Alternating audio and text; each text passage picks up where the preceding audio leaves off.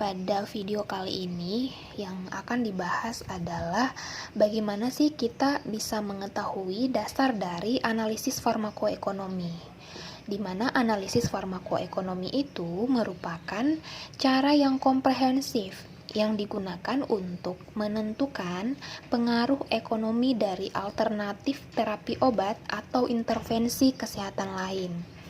Nah, pada analisis farmakoekonomi ini yang akan saya jelasin itu lebih spesifik ke intervensi farmasi.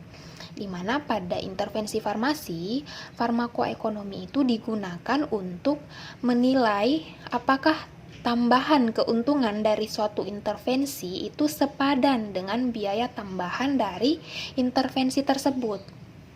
Kemudian pada analisis farmakoekonomi terlebih dahulu kita harus mengetahui persamaan farmakoekonomi dasar.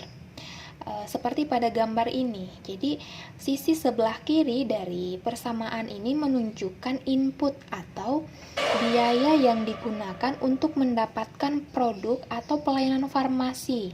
Nah, produk obat atau pelayanan yang akan dinilai itu diberi simbol Rx. Jadi kesimpulannya, pada gambar persamaan farmakoekonomi dasar ini, jika hanya sisi sebelah kiri persamaan yang diukur tanpa menilai outcome, maka disebut sebagai cost analysis atau analisis biaya. Tetapi jika hanya sisi sebelah kanan dari persamaan yang diukur tanpa menilai biaya, maka itu bukan analisis farmakoekonomi, tetapi disebut sebagai studi klinik atau outcome. Jadi ketika kita ingin melakukan analisis farmakoekonomi, kedua sisi pada persamaan ini diperhitungkan dan dibandingkan. Selain persamaan farmakoekonomi dasar, kita juga harus mengetahui tipe studi farmakoekonomi. Nah, yang pertama ada cost minimization analysis atau sering kita sebut sebagai CMA ya. Jadi pada CMA ini itu merupakan analisis yang paling sederhana karena outcome yang diasumsikan itu ekuivalen, sehingga hanya biaya dari intervensi saja yang dibandingkan. Tetapi kelebihan dari metode CMA itu juga merupakan kekurangannya. Kenapa? Karena CMA tidak bisa digunakan jika outcome dari intervensi itu tidak sama. Nah, yang kedua ada cost effectiveness analysis atau CEA ya. Jadi pada CEA ini kita mengukur outcome dalam unit natural, misalnya kadar kolesterol, hari bebas gejala. Nah, pada kelebihan utama dari CEA ini itu di mana outcome itu lebih mudah untuk diukur jika dibandingkan dengan cost utility analysis.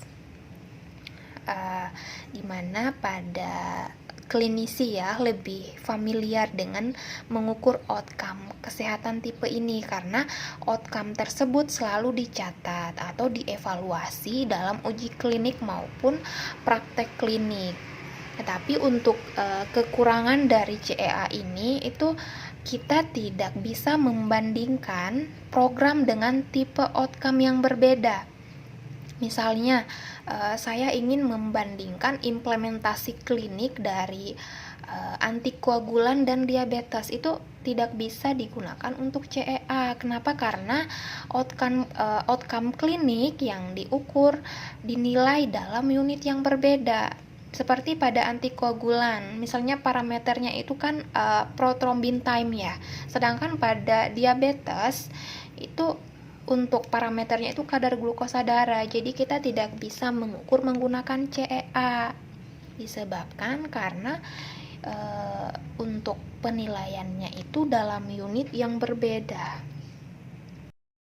Selain dari CMA dan CEA, di sini ada juga yang disebut sebagai cost benefit analysis ya. Jadi pada cost benefit analysis itu merupakan metode analisis yang khusus ya, karena di sini kita tidak hanya menilai biaya saja tetapi juga dengan moneter. Nah, untuk kelebihan CBA sendiri, yang pertama itu di mana klinisi dan pengambil keputusan itu dapat menentukan apakah keuntungan dari suatu program atau intervensi itu lebih tinggi daripada biaya yang diperlukan untuk implementasi.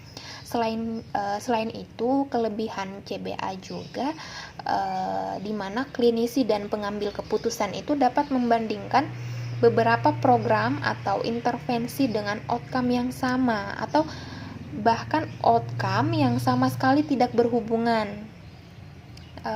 Tetapi untuk kekurangannya sendiri ya, dimana kesulitan dalam menilai outcome kesehatan dalam nilai moneter.